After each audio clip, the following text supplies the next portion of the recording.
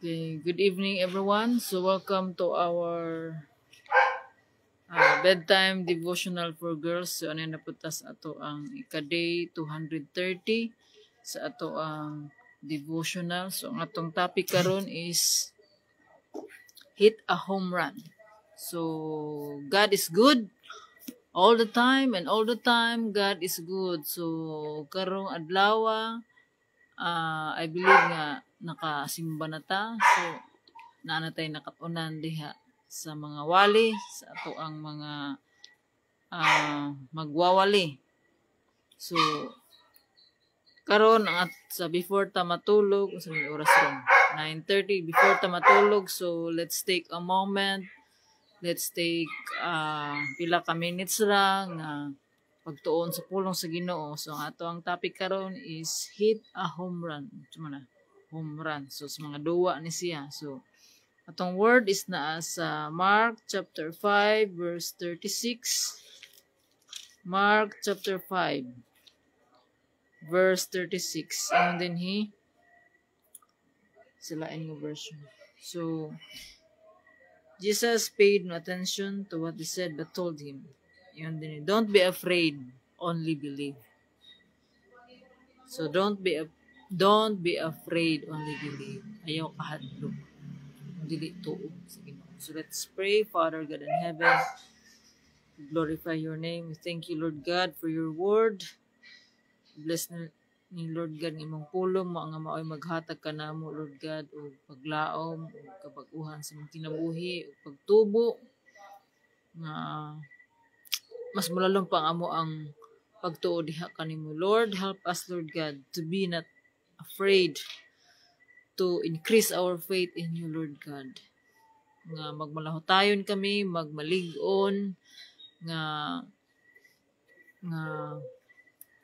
ikaw lamang among gialagaran, gisaligan, Lord God. Lord, pasiloa kami sa Lord God sa among kasalanan, sa mga panahon nga wala kas amo ang kinabuhi, nga nakalimot kami diha kanimo. Padayon ka, Lord God, nga mag-bag-o sa mo ang kinabuhi, pinaagi sa pagbag-o sa mo ang hunahuna aron kami makahibalo sa imuhang kabubuton nga angay namong pagkasundon. I-guide kami, Lord. Tudloi kami, Lord God, sa mga pagkamatarong. Tabangi kami, Lord God, kaya wala kami mahimo pula ikaw. Lord, ang isalig kini nga buluhaton, ang imong pangalan mo ay matubong. Dalaygon ka, Lord, sa ngalan ni Jesus. Amen. So again, may gabi. So ang ato ang topic karon is hit a home run. And then his fans called him the Sultan of SWAT. He was Babe Ruth, the baseball player who set records for home runs and strikeouts. Babe's philosophy was simple. He said, never let fear of striking out get in your way. That's smart advice on the diamond or off. Of course, it's never wise to take foolish risks, so buckle up, slow down, and don't do anything stupid. But when it comes to the game of life, you should not let the fear of failure keep you from taking your swings. So, hit a home run. So, kaning ato ang devotional karon is don't be afraid, only believe. So sa ato ang kinabuhi, daghan tag mga kanang bitang mahuna-hunaan, daghan tag mga worries. So kaning mga worries mao ni siya ang mag-deprive sa ato ang kinabuhi nga kanang bitang nga magpadayon, malipayon, mga worries ta kanang bitang instead nga malipay ta karong adlaw tungod sa ato ang worry natabunan nata sa ato ang natagi karong adlaw ang ato nagiworry kung unsa ang ugma. So ingon ang Ginoo nga ingon sa iyang pulong nga do not worry because tomorrow will take care of itself. So mao na ang pulong sa Ginoo. According sa iyang pulong nga wala man gani ang di ba ang mga kalanggaman sa kalangitan. Wala gani sila mag-worry kay ginapakaon sila sa Ginoo. So kita pakaha ang espesyal ta sa Ginoo. We are made special. So mo nang find your identity in Christ. So ato ang kinabuhi dili nato pangitaon ang atong identity sa mga butang diri sa kalibutan, kun dili kung kinsa ang naghimo kanato mao ang Ginoo. So angay lamang nga siya ang ato ang pangutan-on. Angay lamang nato siya ang ato ang pagasundon. How? So through His Word. So ang pulong sa Ginoo mo ay maghatagan nato og giya. So guide. The Word of God is the instructions. So mayon tag Bible. Kung kanabit ang acronym nga Bible, B-I-B-L-E. So to make it simple, para ma-reminded ta, the acronym B-I-B-L-E, Bible is basic instructions before leaving earth. Diba? Simple. Mana akong asa ko nakadumdum nakuha ni is high school pa ko. Ingnan ko nga mao ni siya ang Bible. So, basic instructions before leaving earth. So, instructions. Don't be afraid. Ingon ang Ginoo, don't be afraid, only believe. So, sa ato ang kuan is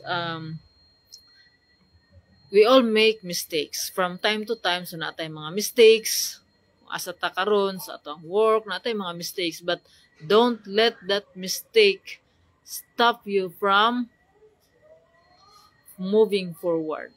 So let's move forward or upward. So kung naaman time nga maka-step back ta, forward gihapon.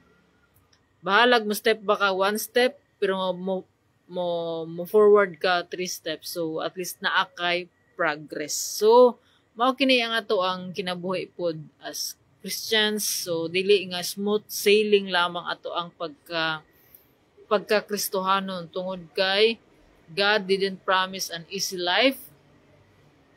We have troubles, trials, challenges ato ang kinabuhi to make us strong, to make us persevere in our faith. So kanang ato ang kaning gingon sa Ginoo nga don't be afraid, only believe.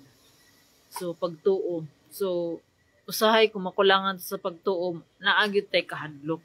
Makulangan ta sa pagtuo, mas matabunan ta sa ato ang mga worries, ato ang kinabuhi. So God promises nga unsa iyahang nasugdan, iya kining pagkatapuson. So promise na sa Ginoo. So basaha ang pulong sa Ginoo para makakat-on sad mo kung unsa ang mga promises sa Ginoo. Daghang promise sa Ginoo. We only have to let the Word of God speak through us. So let God. So dili lamang kay kita lamang sige pangayo sa Ginoo. Dili pasalamatan nato siya. Mao na iyang pulong nga be thankful always. Be joyful always. Be prayerful always. Dili gyud nato kanunay nga mag-aampo ta kay karong panahon na tungod sa mga distractions ato ang kinabuhi, nawala na ang mga pag-ampo even sa mga churches. So kana bitang mga midweek prayer, mga prayer meetings kana dili kung unsa ka importante ang prayer. It's very important sa prayer kay even gani si Jesus sa ministry ni Jesus katong mga tao nga nagsunod-sunod sa iya pero gitagaan gihapon niya og panahon ang pag-ampo. So niadto si Jesus sa kanang awa-aw nga dapit. Kanang kuan ba nga maka-focus sa Ginoo sa pag-istorya sa Ginoo. Jesus is our model. So mo na nga ingon sa pulong sa Ginoo nga ingon si Paul nga imitate me as I am imitators of Christ. So kinahanglan nato, so we need to imitate what Jesus did while He was on earth. So, mao ni nga, usapod nga, purpose nga ni ani si Jesus diri sa kalibutan. Kay para makita nato nga, even siya, wala niya iyang gihubo iyang pagkaginoo, iyang gi-embrace iyang pagka-human. So mao na nga kung nahimo na ni Jesus, mahimo pud nato. So mao na nga pinaagi sa grasya sa Ginoo. We cannot do it on our own strength, sa ato ang human strength, but with God, by the grace of God, by His power, we can do what God wants us to do. So mangayo lamang gyud ta kaniya og kaalam, wisdom, strength, and courage to do everything that God wants us to do to fulfill His purposes sa ato ang kinabuhi. So ingon ang Ginoo nga, ingon sa iyang pulong nga God causes everything to work for the good for those who love the Lord. So all things, so wala gingon nga all good things, all things whether good or bad. So mo na nga ang tanan, kung kita nga tinuod nga nakaila diha kang Kristo, kung tinuod ta nga Kristiyano, ang tanan nga atong na-experience atong kinabuhi, ang tanan natong naagian, adunay katuyuan ng Ginoo. So dili aksidente nga nakapaminaw kani nga pulong karon, dili aksidente nga naa ako sa imong pikas nga screen, o dili pud aksidente nga nakahimo ko ani. Because I have this kanabitang desire to share the word of God, but because time kanang wala bitaw mo kuan sa kuha, because the time is does not permit me to, so mo ni nga let's use this platform to share the gospel to anyone who wants to hear. And maybe some people are kanabitang are being encouraged by the word of God through people that God uses. And God, kung ikaw nga namin karon, pwede kang gamiton sa Ginoo to spread this word. So should commit ourselves to God, should commit our lives to God, because our purpose here on earth is not for our own, but to bring honor and glory to God. Because our purpose is to love God with all our heart, with all our soul, with all our might, and with all our strength, and to love our neighbor as we love ourselves. So, don't be afraid, only believe. So, dili ta mo to faith. What is faith? So, kana bitang mo-obey ta sa Ginoo. Dili ta mo-obey sa Ginoo kung wala tay pagtuo, or kung nakulangan ta pagtuo, masiganig menta nga namo koy pagtuo sa Ginoo, pero are we obeying God? Is that faith enough to obey God, or basig lahi ang imong Ginoo? So mao na nga kana bitang ang kahadlok na may healthy fear. The healthy fear is for God. Kana bitang gibutang sa Ginoo nga fear nga dili ta mahimo og mga daotan. So the fear of the Lord is the beginning of wisdom. So mo nag-ingon siyang pulong, the fear of the Lord is the beginning of wisdom. What is wisdom? Wisdom is the application of what we know. So the application of what we know. So pwede ta nga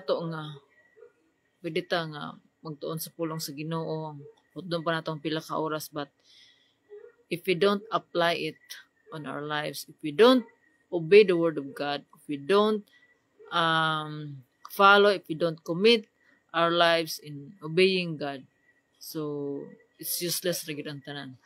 Because kinahanglan kung tinuod ta nga nagatuo, dapat naagyud tay naagyud na siya unsay tawag kanang result, kibali sa to'y pulong ato na siya kuan bitaw kanang evidence. Mao na siyang ebidensya.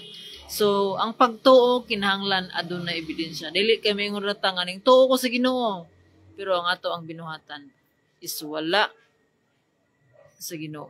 So mao nga kanang pagtuo nato sa Ginoo, menta nga di ba sa John 3:16, for God so loved the world that He gave His only begotten Son, that whoever believes in Him will not perish but have eternal life. So whoever believes in Him. So believing in Jesus is accepting Him as Lord and Savior, submitting to Him, obeying to Him, and kibali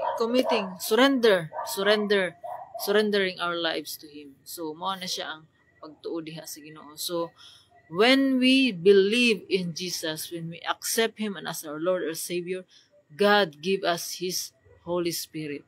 So the Holy Spirit will help us to do the thing that God wants us to do. So ang Holy Spirit mao na siya tabang kanato nga biyaan atong mga sala. So mao na nga ang tinuod nga pagka-Kristiyano, ang tinuod natong gisurrender atong kinabuhi sa Ginoo, aduna kini kabag-uhan.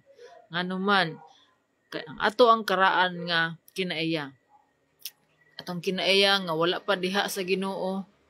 We are all have sinned and fall short of the glory of God. We are already condemned. Pero wala ni anhi ang Ginoo to condemn. Wala ni anhi si Jesus to condemn but to save us. So mao ni nga we only need to believe in Him. And by believing in Him, surrendering our lives to God. By surrendering our lives to God, God changes our perspective, changes our desire. So nahimo na siyang desire sa Ginoo. So mao ni nga adunay kabag-uhan. So ang katong mga kinaiya nga dili para sa Ginoo, mapulihan nato siya para sa Ginoo. Mao na siya nga if we are in Christ, we are a new creation. The old has gone and the new has come. The new kanang behavior, character nato, mao na siya nga ang character of Jesus Christ. And kani kung kita nga naa ang balang espiritu sa atoa, and the fruit of the Holy Spirit is love. So diri na to mabasa sa Galatians chapter 5 verse 20 nga the fruit, wala ningon the fruits. The fruit of the Holy Spirit is love. Ang kanang love mao na siya maghatag og peace, joy, kindness, goodness. Kay sa 1 Corinthians chapter 13, unsa dito ang gugma? What is love? So love is patient. Love is kind. So mao na nga kung aduna gyud tay tinuod nga gugma. Kung aduna gyud tay tinuod nga nadawat nga gugma diha sa Ginoo. Mao kini ang gugma nga maghatag kanato og power to love our neighbor, to love other people in a proper way. And this love covers a multitude of sin. And this love can change and can transform our lives into Christ-likeness. So, unsa man ang Christ-likeness? So, mao kini ang kinaiya sa balang espiritu nga naa sa Galatians 4 nga the fruit of the Holy Spirit is love, joy, peace, patience, kindness, goodness, faithfulness, humility, and self-control. So kini mao na siya ang mga kinaiya nga sa balaang espiritu. Kini ko ang balaang espiritu, the Holy Spirit, the temple of the Holy Spirit is our body. So kung naa na ang balaang espiritu kanato og ato nang gialaw ang Ginoo to work in our lives, so mao ni nga mga kinaiya mao ni ang matransform ta ani nga naa na ta ni ani nga mga kinaiya. So from the moment nga atong yung surrender, atong gipalihok ang balang espiritu sa ato ang kinabuhi. So mao na siya, it's through prayer, through our intimate relationship, through our daily communion with God. So ang mao na siya ang gusto ko sa Ginoo ang nga aduna tay kanang personal nga relasyon diha sa Ginoo. Di ba kung aduna tay relasyon sa atong sikataw, especially sa atong mga spouses, atong mga children, so kinahanglan nato sila para ma-nurture ang ang relationship, so dapat na ay communication. So communication dili na siya one way ra nga communication, but we talk to God through our prayers, and God is talking to us through His Word. So we need to read and meditate the Word of God day and night. Mao na siyang sugo sa Ginoo. So we need to read, meditate, to study the Word of God. Tungod kay asa man dito mapadulong. So if we want heaven, we should act like citizens of heaven. So mao na siya ang guide naghatag sa atoa, mao na siya ang manual of life. So the Bible, we should read it day and night. Dili ta atong i-discipline atong kaugalingon. So let's discipline ourselves. Let's ask God for help. So magkuanta ka ng mga itagtabang sa Ginoo tungod kay we cannot do it on our own. So mayinta nga atong i-discipline ato ang kaugalingon, mas man ganing personal ra gani nga discipline kanang mayinta nga mag-diet nako, di na ko magpataka og kaon, pero mao na if by our own strength dili kita makahimo. But kung atong ubanon ang Ginoo, ang mga itagtabang sa Ginoo nga Lord, dili na ko ni mahimo kung wala imong tabang. Although mag-diet ka, although makahimo ka just for a while, but pag humana nang for a while, so mabalik ra gyapon ka sa dati. So ang kung tinuod nga kausaban, nagyud na makitaan diha sa Ginoo. Sa Ginoo ra gyud ang tinuod nga kausaban, tinuod nga kaayuhan, tinuod nga kalipay, tinuod nga katagbawan sa tuang kinabuhi. So if we really believe in Jesus, and if we really rooted with the Word of God, if we really know our purpose nganong natadri sa kalibutan, so what's very important is at the end of the day, what matters is our relationship with God. So we don't know what will happen next in the next few hours. So only God knows, but yung sa iyang pulong, mubalik siya nga sa panahon nga wala na to gi-expect. So do not be afraid, only believe. So ingon sa pulong sa Ginoo. So kung naatay mga kahadlok, kanang kahadlok nga kanang bitaw mag-deprive sa ato ang mga potential is dili na iya sa Ginoo. So mao na nga let's overcome our fears. So each one of us na atay mga fears ato ang kinabuhi. So let God take out that fears, so that we will kanabitang magamit ang atong potentials, atong gifts para to bring honor and glory to God. Let's increase our faith. Let's ask God to increase our faith. So ang Ginoo ra gyud sa tanan ang Ginoo. And before that, let's be reminded always kada adlaw matag gabi, let's examine ourselves kanunay. Let's reflect kung unsa ang ato ang kinabuhi matag adlaw, kung nakahatag ba ta og kalipay og pagdayeg di sa Ginoo. Dili ta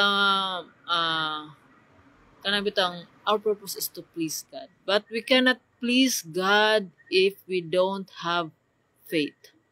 So that's mo na yang giingon sa pulong nga naa sa Hebrews. In Hebrews chapter 11, what is faith? Hebrews chapter 11. So, ato ning basahon. Ingon diri sa Hebrews chapter 11 verse 6 nga walay makapahimuot sa Dios kundili pinaagi sa pagtuo. So faith kay ang moduol sa Dios kinahanglan gayud motuo nga adunay Dios o gantihan niya ang nangita kaniya. So in reality wala gyud nangita ang Ginoo, wala gyud nangita ang tao sa Ginoo. So mao na nga if we seek God with all our heart, we will find Him if we seek Him with all our heart. Mao na ingon sa iyang pulong.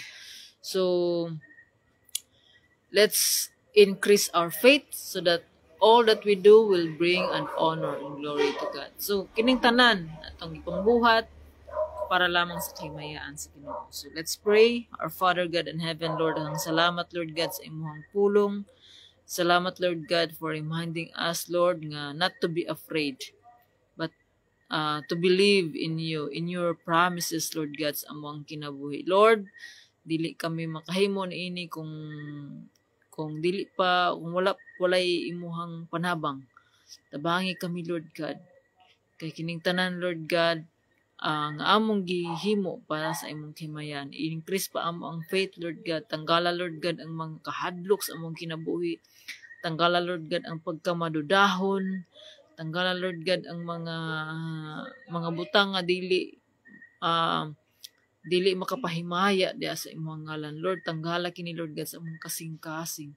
Padayon ka, Lord God, nga magabag-o sa among kinabuhi, sa among hunahuna, Lord God, nga kung asa kami, Lord God, mao kini ang amo ang i-feed sa among mind, Lord God, nga mahimo kaming sama ni Kristo aron kami makahibalo kung unsa ang imuhang kabubuton. Lord, salamat sa imong pag-uban kanamo gikan sa pagsugod hangtod sa pagtapos. Lord, sa mga naminaw ni ini nga pulong nga mensahe nga imong gipadayag kanamo, ikaw ang Ginoo nga mo'y mo hikap ug mo bisita sa tagsa-tagsa ka mga kinabuhi. Mamuhat ka, Lord God, sa ilang kinabuhi nga mas mas mo deepen pa ilang pagtuo diha kanimo ug mo balik diha sa imuhang kailan. Lord, ahimo kini nga mga ngini nga pulong nga paglaom, Lord God, sa mga tawo nga wala na diha kanimo, Lord God, nga mabalik sila, Lord God, aron maluwas tungod kay gusto ka, Lord God, nga maluwas ang tanan, Lord God, aron maka-experience, Lord God, sa imong gugma o sa imong grasya nga imong gibubo kanamo matag adlaw. Lord, daghang salamat, Lord God, dalaygon ang imong ngalan sa ngalan ni Jesus. Amen. Again, may gabi sa tanan. Have a happy Sunday evening. God bless, and to God be all the glory. Bye-bye. Good night. So, see you tomorrow.